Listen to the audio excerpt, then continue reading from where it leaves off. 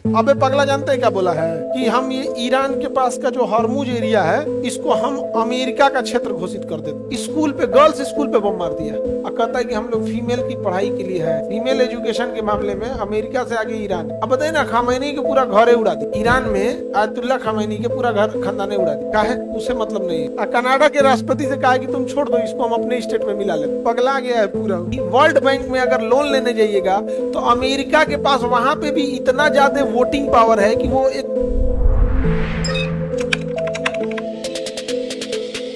OPEC पढ़ाए थे, petroleum उत्पादक देशों का एक संगठन है। क्या चीज? ओपेक। मुख्यालय क्या है? वियना।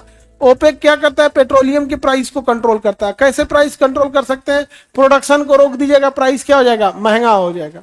प्रोडक्शन रोक देंगे तो क्या हो जाएगा? प्राइस महंगा। कोई भी चीज दो वजह से महंगी होती है, या तो डिमांड बढ़ जाए या तो उसका सप्लाई रुक जाए। डिमांड बढ़ गया तो भी महंगी हो जाएगी।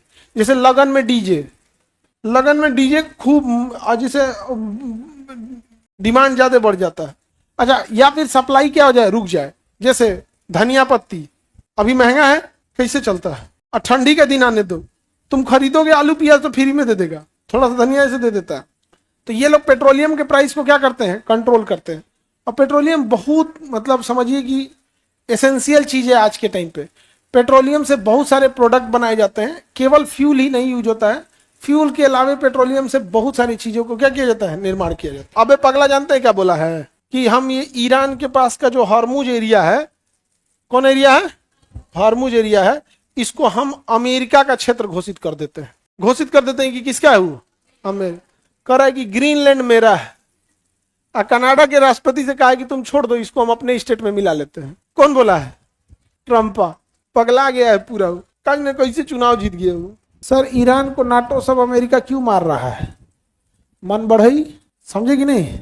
मन बढ़ई है उससे की। और अभी अमेरिका क्यों दबदबा दिखा देता है? टेक्नोलॉजी को कंट्रोल कर रहा है अमेरिका, हथियार कंट्रोल कर रहा है अमेरिका, यूएनओ में दबदबा रखता है अमेरिका। साथ ही वर्ल्ड बैंक में अगर लोन लेने जाइएगा तो अमेरिका के पास वहां पे भी इतना ज्यादा वोटिंग पावर है कि वो एक तरह के बीटो का काम करता है। जैसे अकेले अमेरिका के पास समझ के पड़िए कि 35% वोटिंग राइट है, और आपको चाहिए अपना लोन सैंक्शन कराने के लिए 70%। अगर अमेरिका नाराज हुआ तो उसकी वोटिंग राइट गई 35%। आपके पास पूरी दुनिया आपके साथ है तो आपको 65% मिलेगा, समझ रहे हैं? और उसको लोन चाहिए तो कितना चाहिए? 70। तो जब अमेरिका नाराज, काम खत्म। कितने साजिश से इस सबने कंट्रोल करके रखा है, पूरी साजिश के साथ।